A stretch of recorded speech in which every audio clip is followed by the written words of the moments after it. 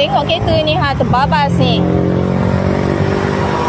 Dia daripada atas sana tu dia boleh turun sampai bawah ni.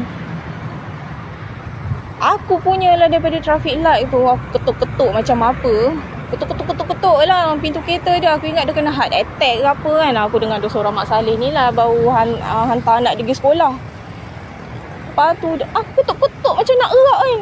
Rupanya dia buka, are you okay? Aku tanya dah, are you okay? Cina kan. Are you okay? Lepas tu dia buka, aku ingatkan dia heart attack. Rupanya dia mabuk, kau tahu tak? Terbabas dia dekat bawah ni.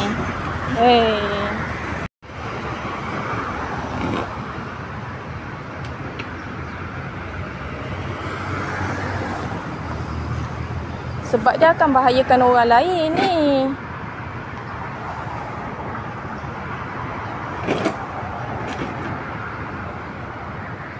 JTF 3636.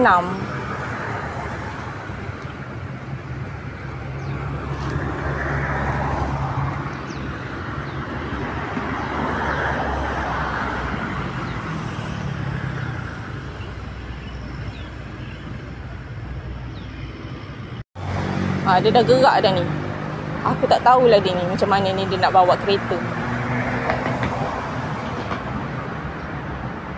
Nampak tu? Ya Allah, aku risau ni.